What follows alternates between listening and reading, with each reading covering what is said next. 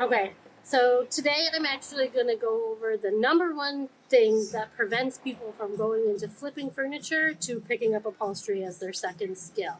And that would be removing staples. It's literally the worst, it's super hard to do. And typically people are afraid to get into doing it because they're afraid to ruin the pattern of the fabric. They're afraid that they're not going to be able to put it back together, but I'm going to show you some tools you can use to do it. I'm going to help you alleviate that fear of ripping apart all the fabrics so that you can build your own pattern. And I'm going to show you how to do it in the easiest way possible so it doesn't take such a toll on your hands. So today I have with me my friend Laura Rock. Hello. That's her real name. She's a What's rock up? star, and she also does some flipping and selling furniture on social media, which is how we met. She has recently started taking upholstery classes with us so that she can add upholstery to her repertoire.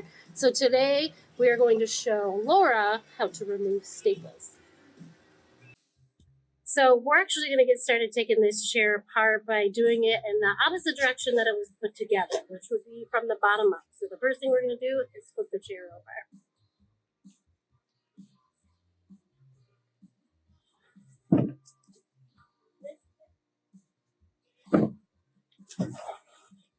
So on the bottom, the first thing that you're probably going to discover is the dust cover, and that's just to keep the cats out of the inside of your chair. So we're going to work on taking the dust cover off first.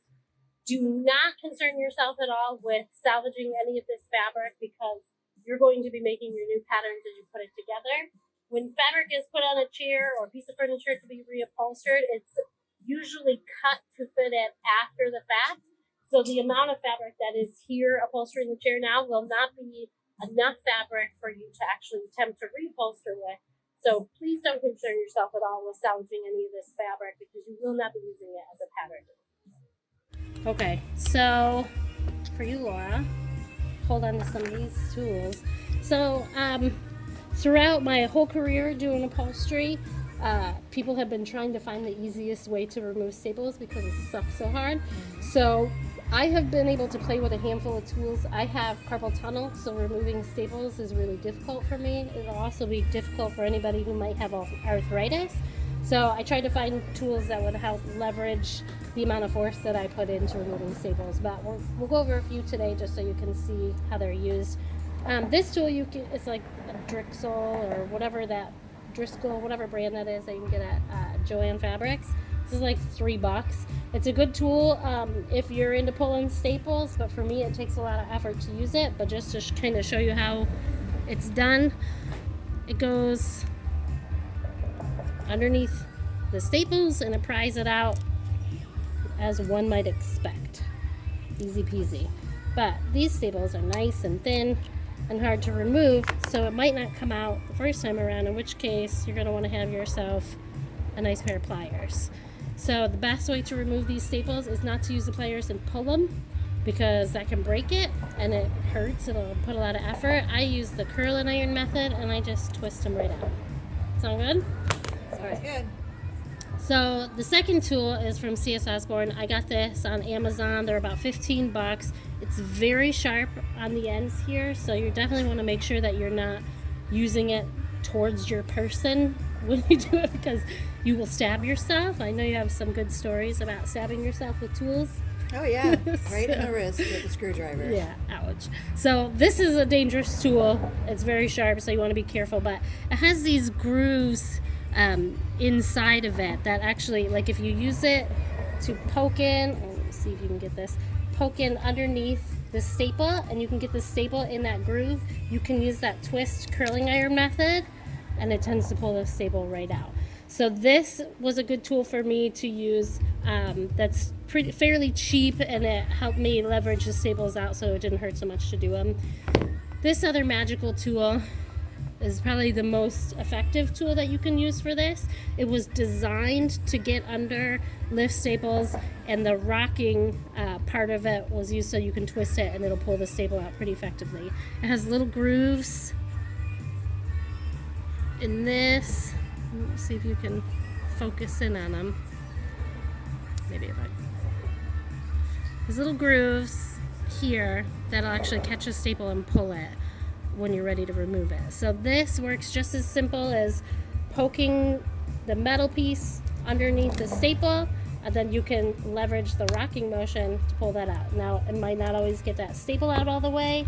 It might leave a little remnant, in which case you want to come back through with your pliers and pull them out that way. Think you got it? Yep. Let's see you do a couple, see how it goes. The easy peasy part is only because you know what you're doing. Right. And you've had much experience. Now, I don't think this is my favorite tool, this one, because it's a little bit harder for me and I'm not as experienced as you are. Some people do find that it's easier for them. I don't know, maybe if they have like stronger hands. So I also have carpal tunnel. Good finger muscles. I've never been really good at that tool. But so that one I probably wouldn't use. I think before I used like this one and the other one because it was a lot easier for me. Oops. So really take advantage of that sharp point on it, and you can use the sharp point to dig up underneath it, because sometimes these staples are, sometimes they're really embedded in the wood, and that'll help you get up underneath it. Gotcha. This chair doesn't have any like magical carved wood details, so digging into the wood is not as big of a deal because you're not going to see any of the wood underneath, but obviously you want to do as much damage or do as little damage as possible, not as much. Okay, I'm trying all 3 different tools to see which one is my favorite. And I think before my favorite tool was this one. Yeah. Boink, because it Pops comes it out right a out. lot easier. Because it gets right underneath there. So, but I'm not as fast as you. Yeah. So I'm going to show you now just a little trick that I use to speed up the process a little bit. Okay. And something that my husband taught me. My husband could tear apart this whole chair in an hour, ready to go, every single staple removed. I don't know how he does that. I've never been able to do it. But dust cloth is very, very thin. So easy to remove already. And I do encourage anyone who is removing fabric from their chair, if it can be pulled away, pull it away. The most important part to remember as you're taking everything apart is to take pictures along the way, specifically if you've never done this before, so that you can see how it's put together. When I first started doing this, I took pictures and I took video and I explained to myself what it looked like, so that when I would go back and be like, oh, how the hell was this put on before, I would have some sort of documentation of that I could refer to. So this is my speedy way to do this. Are you ready? Okay. Go. So I don't focus on getting the staples all the way out. I just focus on getting them lifted. So I'll come through here, and these double rocks work even better when they're brand new and sharp and not used by 800 students a week. That one's not brand new. It's not brand new. It's not in bad shape though. It still works pretty good, but they do like wear down to little nubs, and you do have to replace them. The unfortunate part about this tool is that it is a $25 tool, and it is a hard pill to swallow. But if you hate removing staples, you're going to want to use the best tool that's going to make it fast for you, because it's the worst part of the whole entire job. So I would typically go right around this whole entire outside edge, lifting up those staples, and then I just come back through and twist them out.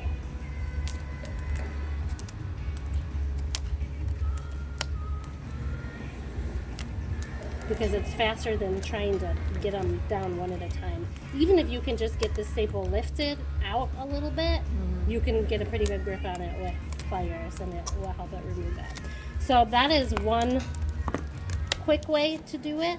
I'm going to show you real quick another fast way. And you definitely want to do this in the fastest way possible. So this will be just a little tidbit you can take with you. I'm cutting in here. This is the welt layer. So this is the tack strip layer. This is the welt layer, and you'll see there's another godforsaken layer of fabric under that. Yeah. So what I do is I see if I can access enough of the run of the fabric that I can twist it up. Hello. And you'll see it's coming up. The staples are coming up with it. And then you can give it a good yank and pull up all the way through. Anything that can make the process faster, you should be trying. Okay. This is why I tell people not to worry about if they save the fabric, because people tend to not pull and rip on the fabric because they're worried they're not going to have a pattern to work with afterwards. In my classes, I teach people strip it down, don't save a thing. We're going to figure out how to make a pattern afterwards. And if you know how to make your own patterns, then you don't get tripped up when it comes to putting everything back together. So I'm going to let you work on getting these staples out. We're going to do a quick time-lapse video of this to see if you can't get it finished today. Okay. No pressure. Right. Is this the one I liked? No, this is the one I liked.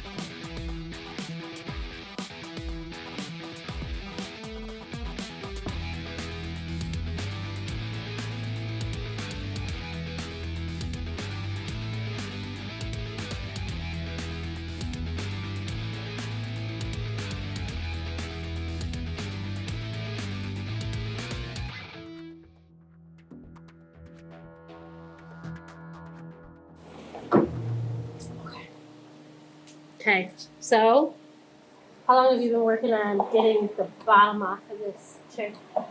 Let's see. I probably started about 2 hours. How do you feel about pulling staples?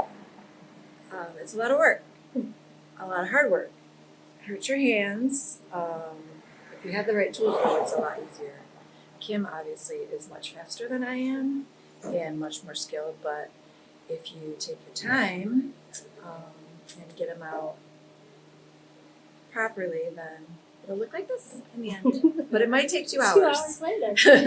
When I first Only because I thought there was 1 row of staples and there was 3 rows of staples. Right, so there was the dust cover row, Mm-hmm. the tack strip row, Yes. the welting row, Yeah. and then the row that held in all of the actual upholstery underneath. Okay, so there was 4 rows. Yeah, that sounds about right.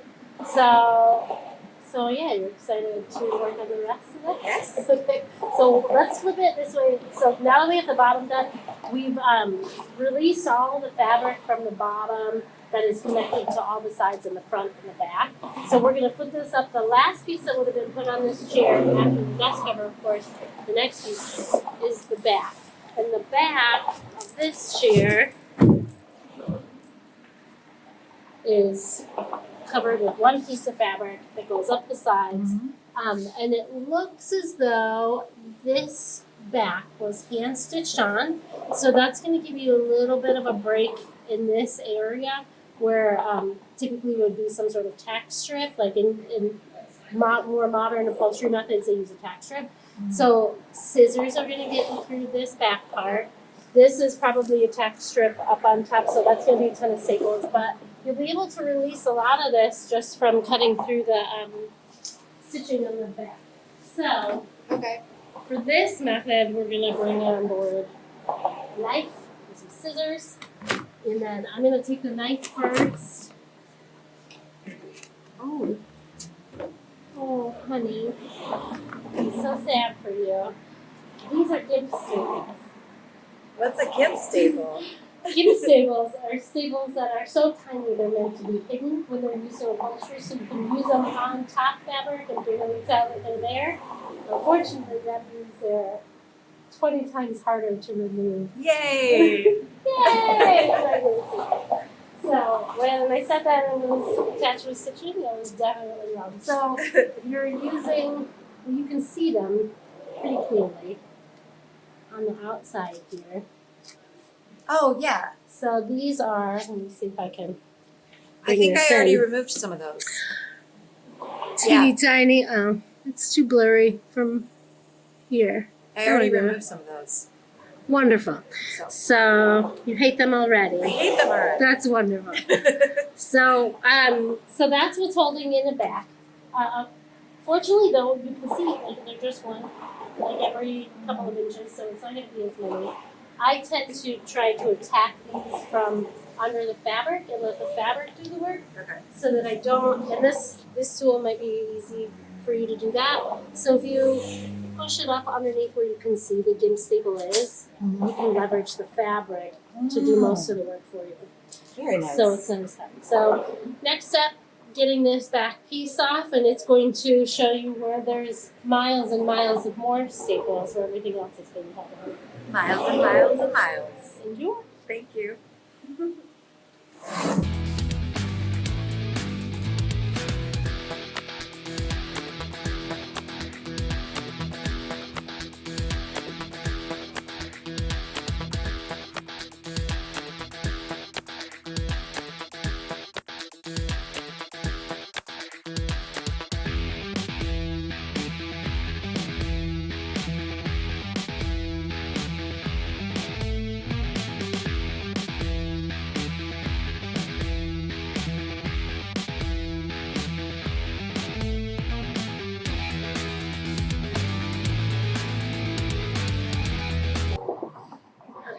Great. Let's see how far we got.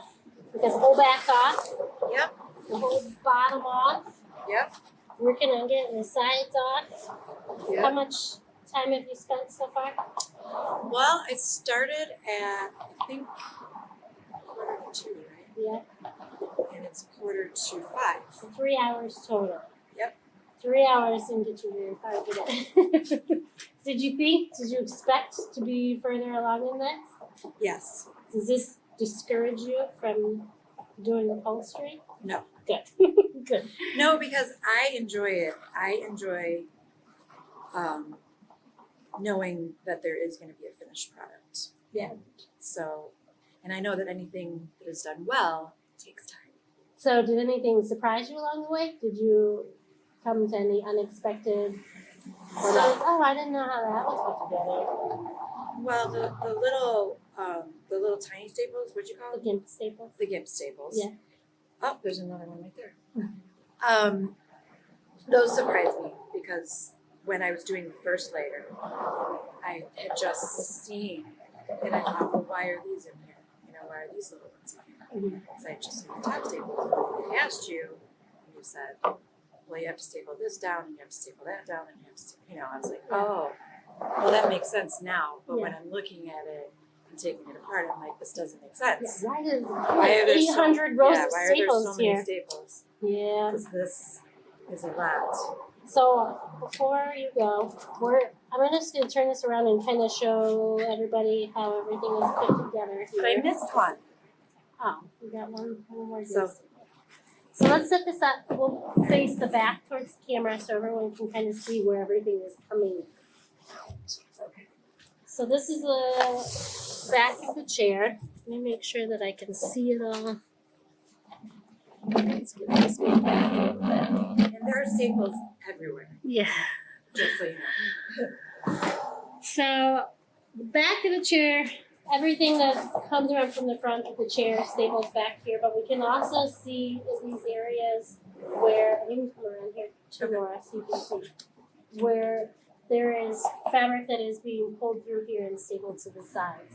And this is everything that attaches to the inside front, which comes through here and attaches on this side. So in order to release everything that's on the front of this chair, all of these staples have to be removed so that all these pieces can come off. And this is where I tell people not to freak out about the pattern, because they tend to try to save the integrity of the shape of every piece so that they can draw it out on another piece of fabric and use that as a pattern to reupholster their chair. But this is typically pulled through here, stapled, and then it's cut off. So if you were to use what is on here currently as a pattern for your chair, then you're going to run into the issue of not having enough fabric to pull through here and to get it to fit the right way that you want it to. So when we go through upholstery with these, I'll show you how to cut the pieces to fit so that you can remake your own patterns and you don't have to stress out about using these. But So it's kind of a waste of time and energy to save the to pieces. try and save it, yeah. The only time that I would encourage people to save their fabric as if it's going to be reused for another purpose. So you're going to make a dog bed out of it or some pillows. Some of the vintage fabric that comes off of this stuff is like really awesome, and Right. you don't see it anymore. And if it can be cleaned up, then you can make an accessory to your piece with it, and it looks fantastic. This fabric is not the case. Like you saw that it actually like rips fairly easily. It's decaying already. Yeah, it's not in good shape. It's not in great shape. So don't worry about saving any of this. And the color's fading and it's kind of dirty. It's not bad. Yeah, Pretty well, good. it's not bad. When I redo a piece of furniture for a client, I remove everything, like everything. And the reason why I do that, I remove and replace it, is because you don't know, especially like if this is something we pulled out of the trash, which in this case it is, you don't know if that person was a smoker, you don't know what they had as pets, and anyone that you give it to might be allergic to it. So if you give a piece of furniture to someone that has things that they're allergic to in it, it's a really, really terrible thing to do for your business. Yeah. So also, you just don't know. You don't know what's going on in here. But you learn a lot from the process of taking everything apart so that you can see what it was used for, how it was used, and how it was put on, which is why I encourage you to take pictures along the way so that you'll know how to put this back. But this is a pretty standard chair. Most wingback chairs and regular chairs like this are assembled this way with the same type of pull-through spots. So if you can do this chair, you can pretty much do any kind of chair out there once you get through it. It'll be super easy. Awesome. All right, that's it. We'll come back again when she's ready to put some fabric on it. See ya.